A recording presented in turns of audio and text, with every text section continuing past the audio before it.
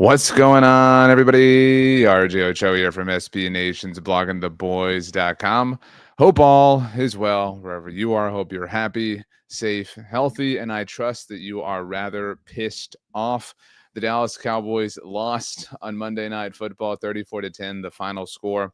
And we're here to talk about it. I say we, you know me, obviously, but a very special guest. First time in a long time, but not his first time. It is the one and only my dad, my best friend, Papa Ocho. People have been asking for you. What is up, dude? Hey, how's it going, man? High five there. No, good. Just, we decided to come to a game today. And, not the greatest game to come to, but then again, all of them have been that way. But no, yeah, good to be back on here. Not my first rodeo, like you said, but, first time in a long time. So a lot to talk about. I haven't been to a Cowboys game in the stands with a ticket in a very long time. We were talking about that on the trip and everything. I'm very grateful for my job and very grateful for the things I get to do. And it was very cool to get to do this and get to do this with you. And that was the best part about this game, obviously. And to still get to tweet and talk about what I was tweeting and just kind of enjoy the experience of all that. But man, this was one of the worst actual games I've ever seen the Dallas Cowboys play in general, certainly obviously in person.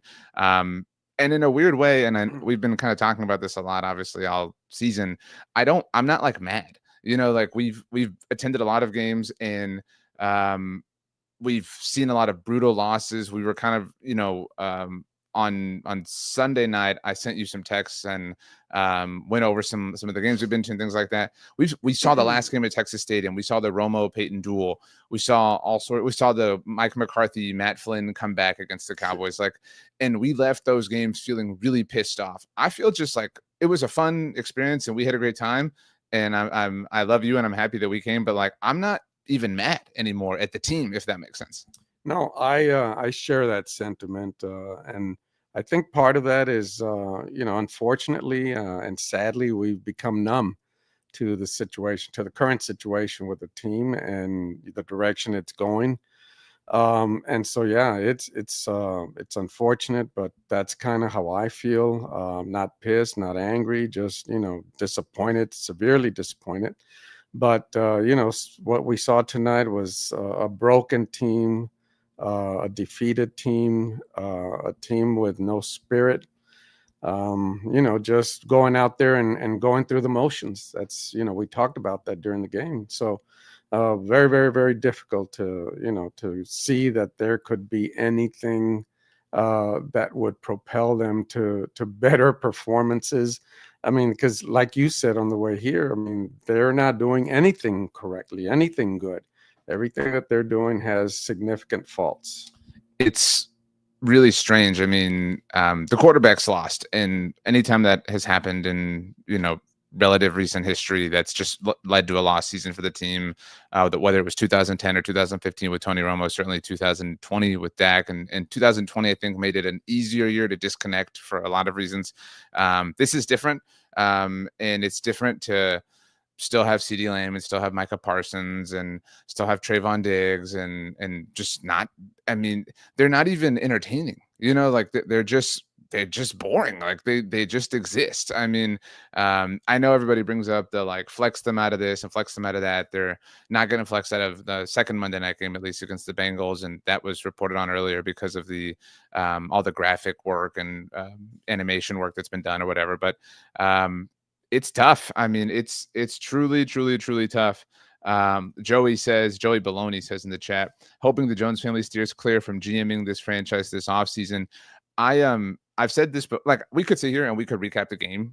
I think, we could be like, oh, that, that third down play. I don't think anybody cares about that. You know what I mean? I think people are, I don't know that any change will come. I know people are kind of scared of that, but I said this a while back. I worry that next offseason will be even worse.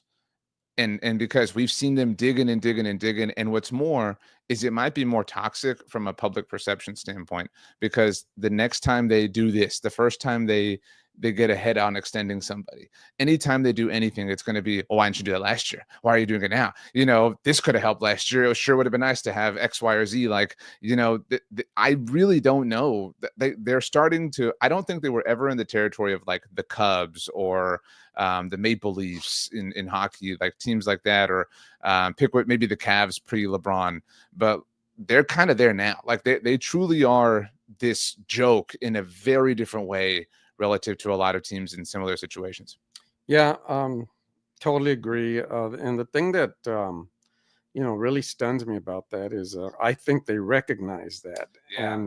and they don't know what to do about it. And when I say they, I mean the entire organization, not just the players, not just the coaches, but it's really strange to see them operating without direction, without some form of even if it's a small goal or smaller goals, like let's get this first down.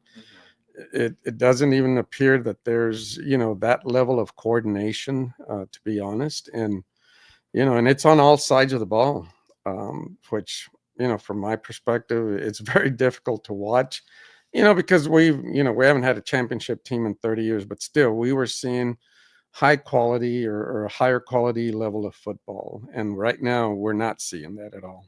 I tweeted out when we were at first there, it was the middle of the first quarter, a picture of the stands, because we were talking about how it's kind of empty and some of the suites were empty. Now, for some context, that did somewhat on, but somebody tweeted, I don't know if I told you, somebody tweeted at me and said, what's the vibe of the stadium like? And I said, it's kind of like a college campus, like this time of year, where all the, like, I would actually say like a college campus right after Thanksgiving, when the kids go back and they're like, okay, we just have like a week, and we have final exams and then we're getting at it, whatever.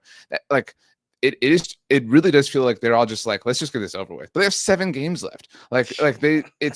And I don't know when it like ended. People will say like all sorts of things. They'll be like, it was over when this and Jerry said that, or they lost this game or whatever. But like, it is over. And they're not going to fire McCarthy. They're just going to keep throwing this out there. They're still going to be, this Sunday, they're going to get probably waxed by Washington, and Dan Quinn will be the next one to dunk all over them. And then I say this all the time because I don't want people to be surprised. The Thanksgiving Day game will be the second most watched television program this year. Like, not sports game or a sporting event, television program. The only thing that it will not be is the Super Bowl. So like, it will, the noise and the chaos and the toxicity will be even louder, over the course of next week. And for all of you, whoever you are watching, like your family, your aunt or your uncle or your cousin who you're going to see next week is going to like bag on you. They're going to be like, oh man, they stink, right? They're all in. Like, you're going to have to hear it to a different degree next week. Like, we're not even through the like deep part of the mud. You know what I mean? And that's what's crazy to think about. No, exactly. And so what you talked a little bit ago of what next season might be like, or the off season might be like, but I mean, we still have to go through very, very difficult period for the next 7 games. And it's I just don't know. I mean, it's a feeling that I haven't felt before. Not really sure what to expect, not really sure what the outcome is going to be, other than maybe a loss, but how big of a loss, how bad a performance, those are the only things that need to be defined. But yeah, I mean, you talk about the stands, aside from the fact that there were a few empty seats earlier in the game, there was a lot of red in I mean, a lot of red. And when the Cowboys had like 3rd and short, or a couple of 4th downs that they went for 4th and short, or even 4th and long, generally the stadium gets quiet to let them operate and coordinate and organize well. I mean, the stadium was loud. I mean, the Texans fans were very, very loud in AT&T Stadium. So very interesting to see that. The Texans' first win as a franchise at any Cowboy stadium. Obviously, they played games at Texas Stadium, but obviously at AT&T Stadium. Watsamata, love you, Watsamata. Glad that you're here late. Says the injury bug has taken an extraordinary toll on things. No love for McCarthy on my part, but it's hard to dismiss. That's fair. I mean, I think it's fair to say, like, McCarthy's made his own bed. You know what I mean? Like, independent of all this. I guess relative to McCarthy and decision making, I saw this floating around on the internet. Some people we had this discussion and this debate in real time. Some people agreed with you to take the points on the 64-yard field goal. You, in hindsight, certainly proves that you were right. I'm very fine with taking the penalty and trying to score. And the fact that it didn't work out is unfortunate. But do you feel like that's a glaring coaching mistake from McCarthy, that one? Or do you feel like that's number like 5,000 on the list at this point? Well, the only reason that I said let's take the points is because of, the ineptitude that exists with the team right now. And you got a 4-yard field goal. That was somewhat of a boost for the team, and that could have inspired them, as opposed to taking the points off the board. You know how inept you are, and then to go down and come away with 0. So you went from being, potentially, somewhat motivated to completely deflated. And, that, I think the dynamics of that were very significant and impacting, because after that, I didn't see much from anybody. I was thinking about this on the way to the hotel, and I won't say which one because I don't want us to get doxxed. But so there were 2 streaks that ended tonight. The Texans, they had the fumble return touchdown, but they had an offensive touchdown in the second half. So the whole Houston hasn't scored a touchdown in the second half of a game streak was put to an end. You're welcome. But the other thing was the Cowboys finally scored a touchdown themselves. First time since September 22nd. Today is November 18th. It's actually November 19th as we record this, and happy birthday to my cousin Jeremy here. Obviously, yes.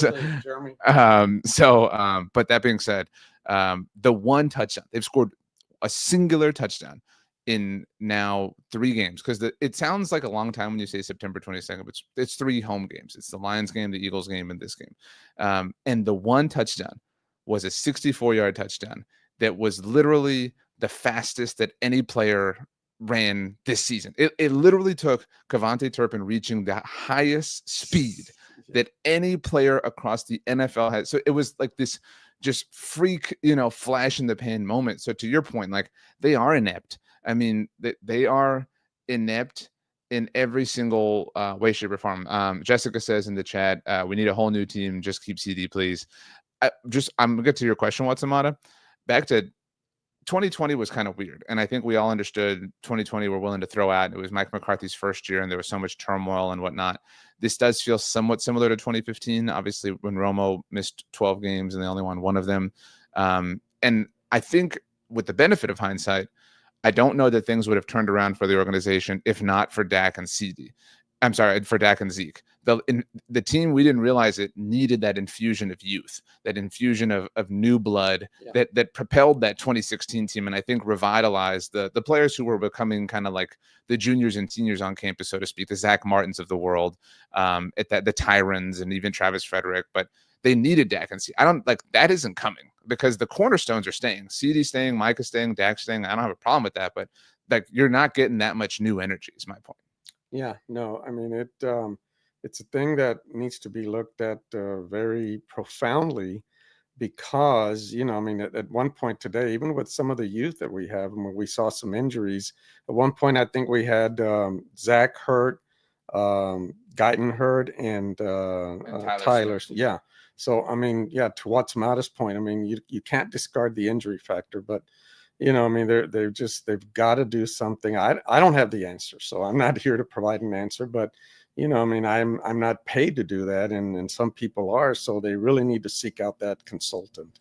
Watsamata, this was the second question I wanted to get to. Says, have the players quit? Do you think it still looks like good effort if you don't count 7 making more business decisions on that touchdown run by Mixon? I don't think they played hard at the beginning. It was a 17-10 game. Yeah. I know we did literally use the word quit. I do think they're front runners in a different way. Like, I think when you think of front runners traditionally, you think of who they've been traditionally, like these beat up on bad teams and then fold when they face good teams. They're front runners to me in that the moment it gets rocky, it's just a self-fulfilling prophecy. It's like, oh, well, here comes the avalanche. Like, you know, the first bad thing.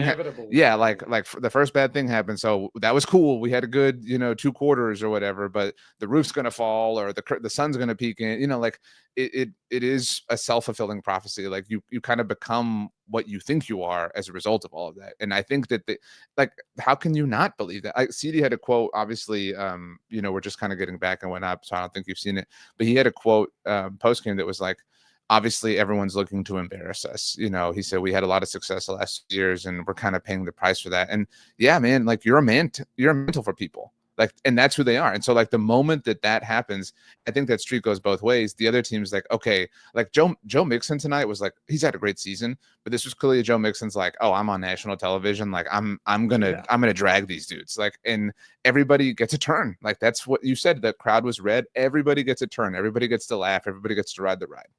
No, yeah, and you know what's interesting too is that you know I don't know what's this is a Cooper Rush second start, and you know obviously you know he's played with the first team before, but it was just interesting also to see how you know how the routes that CD was running and the timing with Cooper Rush, and you know I don't know who was right or wrong, but there was many instances where you know they were just on the different page.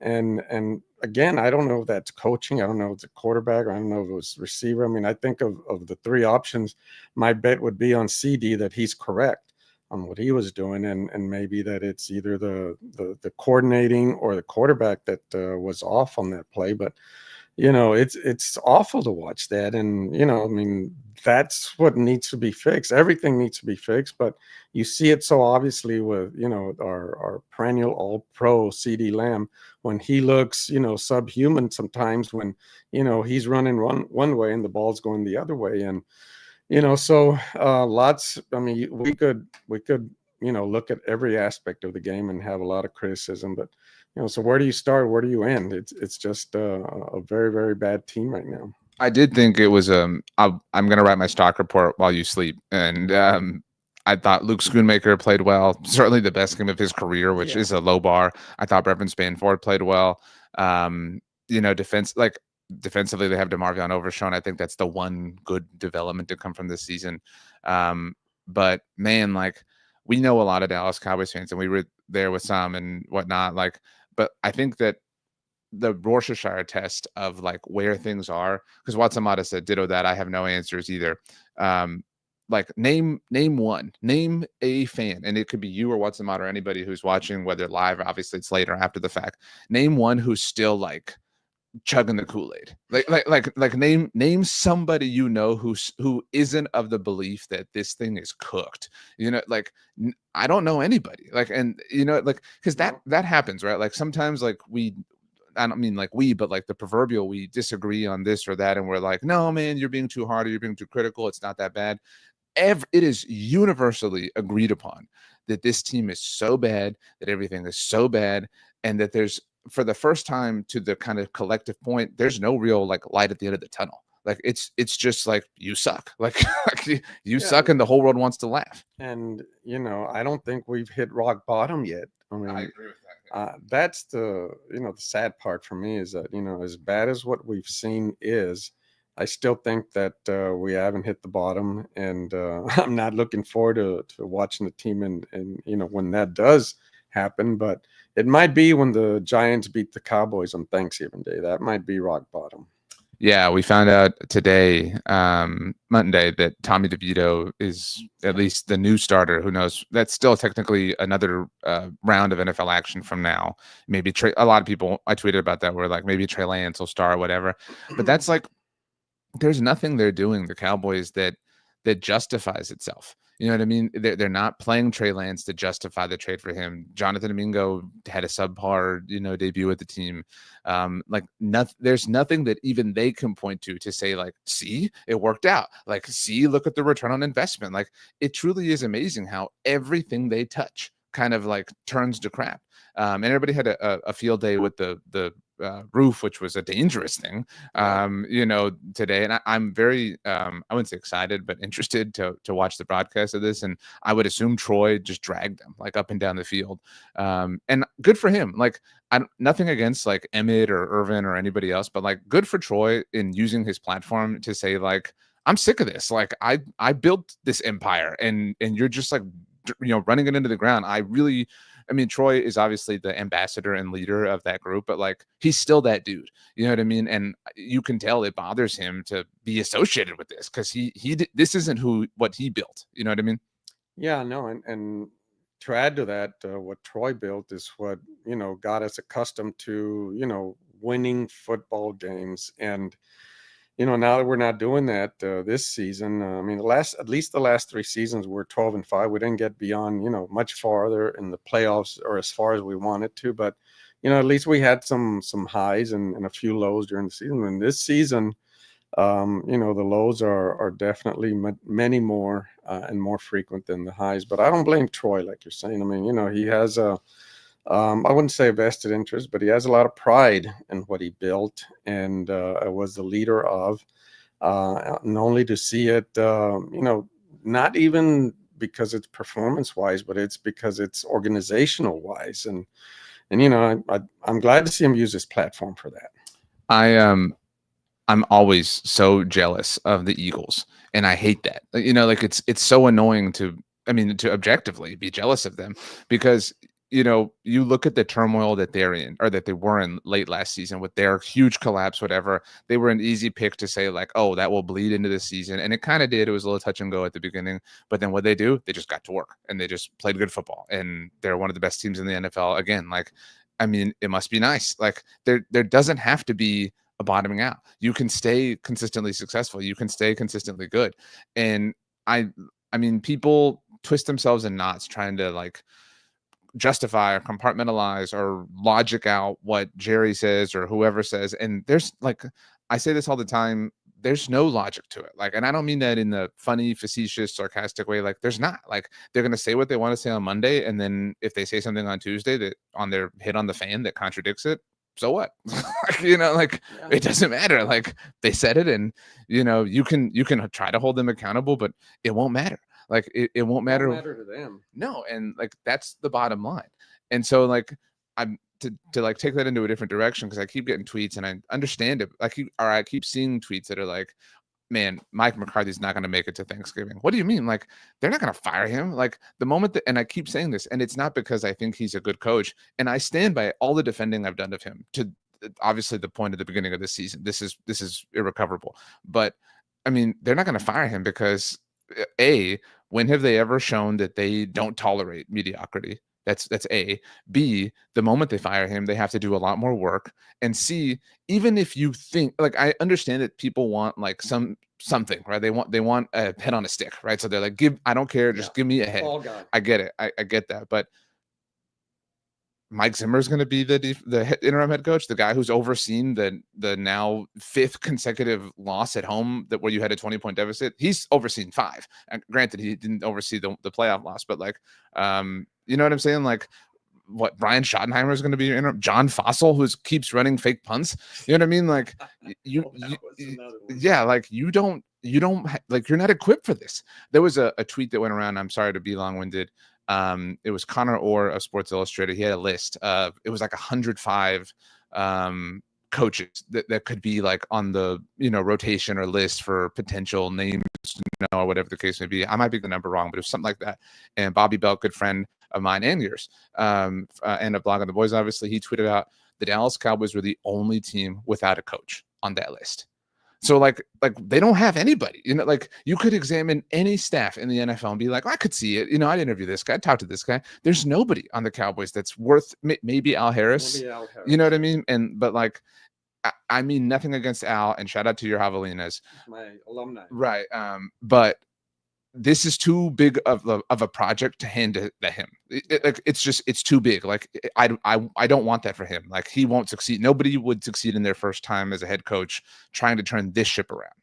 No, that's why I think that the remedy has to be more encompassing, more engulfing of beyond the coaching ranks. I mean, and somebody that comes in there is going to need to have more authority than just the coaching.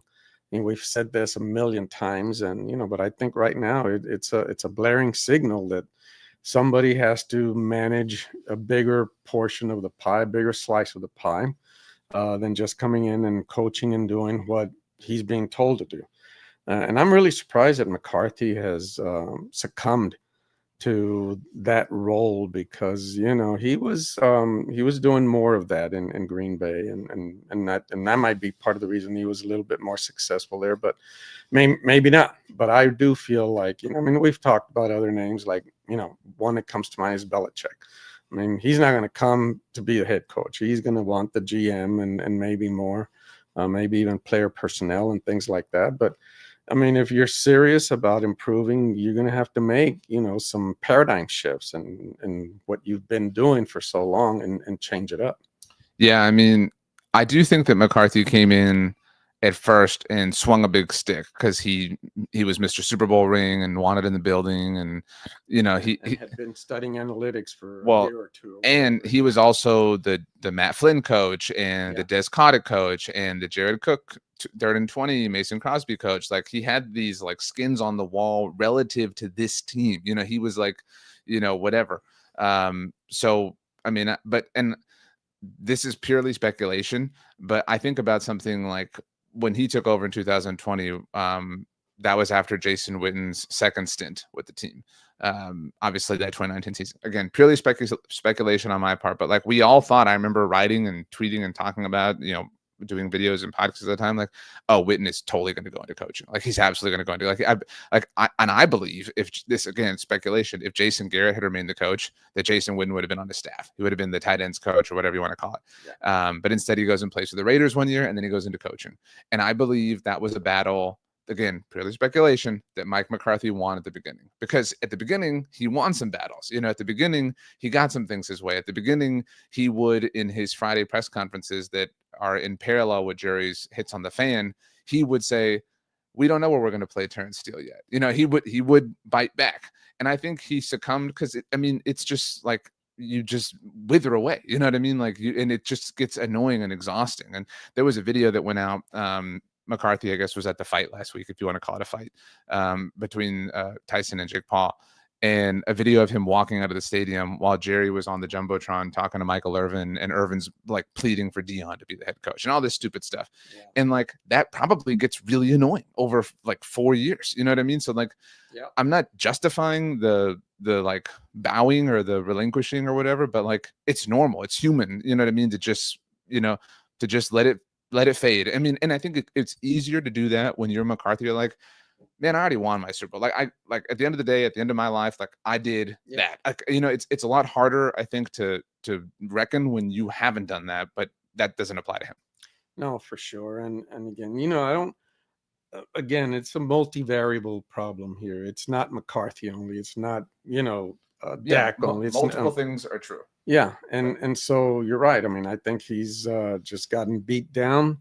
And who wouldn't? Like, who wouldn't in that situation? Yeah, because you get a lot of distraction, you get a lot of noise, and right now you have crosshairs on you. They left you in a last year contract, so they set you up for failure almost. I mean, nobody knows if that's what the intent was, but that's what it appears, and what it appears and perception are very strong, and he can't help but feel defeated. Yeah, and I mean, I also would just, to continually say it, push back. People say things like, man, I tell you, I think they set Mike up so they could get rid of him at the end of the season. And I think that's so stupid. Like, they don't need a reason. They could have fired him after the playoff loss and not broken any rules. And there's no salary cap. Like, and that's why, like, if you are still somebody who believes that they will spend whatever, Mike McCarthy is like literal human walking around proof that they won't, because they wouldn't. And I stand by, at that point, you had to pick a side. You either had to extend him, not that you could argue it was justified or warranted at the time, but you either had to extend him or fire him. But opening this door was the worst possible choice. I mean, and then, door number 3. yeah, it was the worst possible thing. And like, and how can I'm not accusing anybody of like disrespecting Mike, but how can anyone take what he's saying seriously? You know what I mean? Like, even if you're like Ryan Flournoy, who got the start tonight, you're like, well, my contract's longer than yours. You know what I mean? Like, nobody, everybody, this is public information. And so, and you can walk around and try to 12-5, 3 years in a row, your way like into some sort of respect. But at the end of the day, everybody knows the situation. And at the end of the day, the owner is on the radio and he's attacking the host, or, bemoaning what he is about the curtains or whatever. And he's throwing your name under the bus, or he's talking to one of his former players at the Tyson Jake Paul fight about Dion. I mean, like, it's just, and that's what, like, ultimately that, like, the culture here is just, it's not serious. It's not football. It's not even great entertainment right now, but it's normally at least great entertainment. But right now it's just a disaster.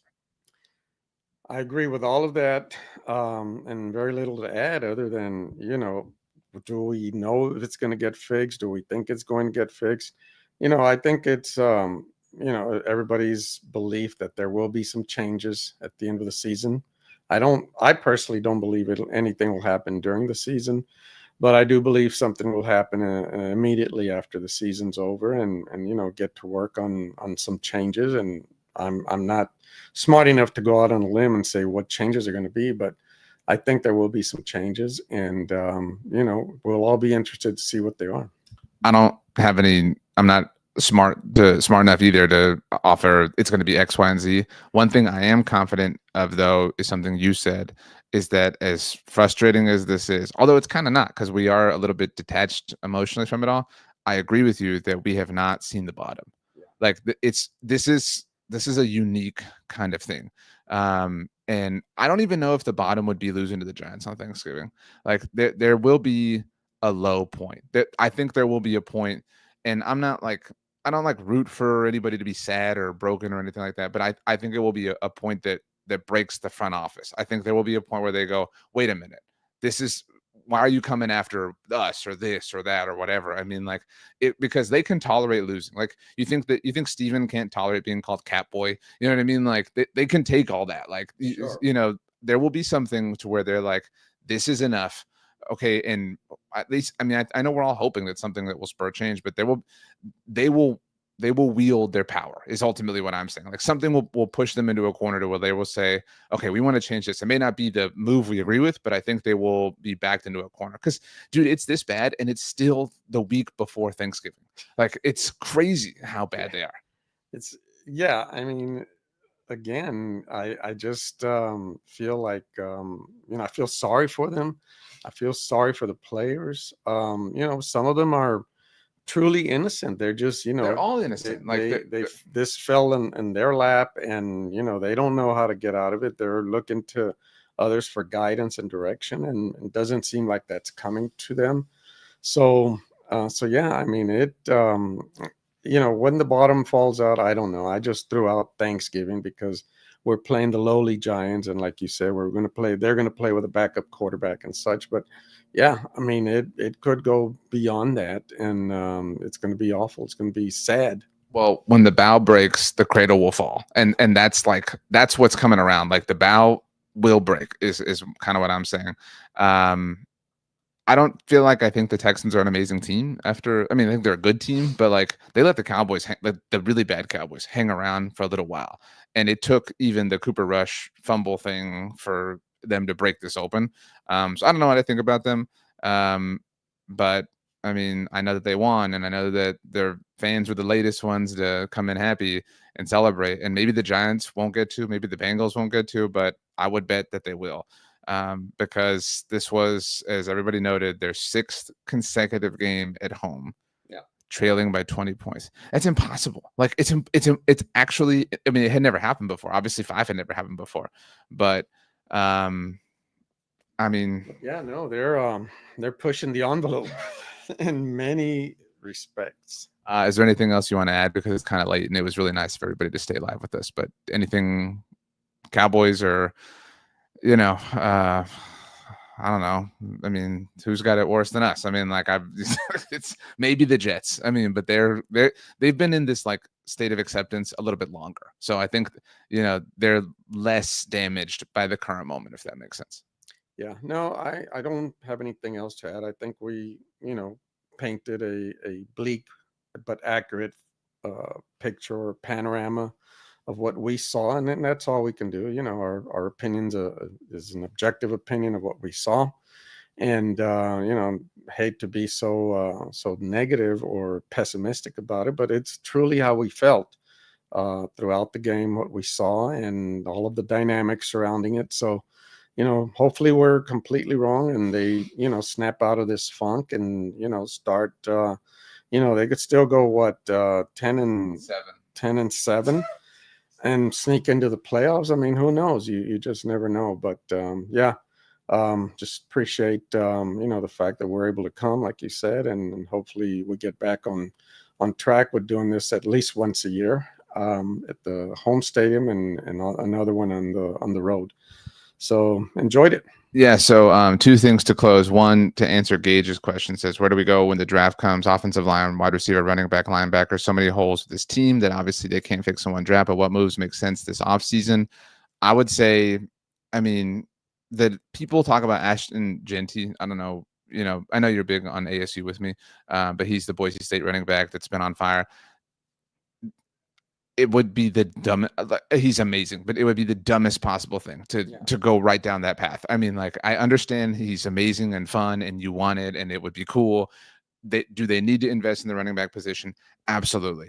We've been talking about Saquon all day and how awesome he is and how awesome he looks and everything. But you can do that in free agency. Saquon is proof of that. So you don't need to spend your most valuable resource on that. The name, if you want the pipe dream, it's Travis Hunter. That's the name. Like that's the guy. Like does he immediately fix everything? No, but like that's a significant step in the right direction that hopefully comes after they have been incredibly active in free agency and after they have taken care of the Micah extension, which they should have done last year, and they didn't. But that has to be priority number one. I agree with Watsamata. Obviously, says so many contracts are expiring this year. Free agency happens before the draft, so I have no idea what to look for in the draft. And that's the thing. Take care of all the holes, like take care of everything in free agency. Go into the draft, best position available, like best player available. Like, do not paint yourself into a corner. That has to be like the first like 10 lessons that you learn as a result of not just this year, but the last few years, because that's how you wind up with like Mozzie Smith or whatever the case may be. So that's my first thing. My second thing is from Joey Baloney, who says, it was great to see your papa joining us. Thanks, you guys. It had been a long time since you had been here.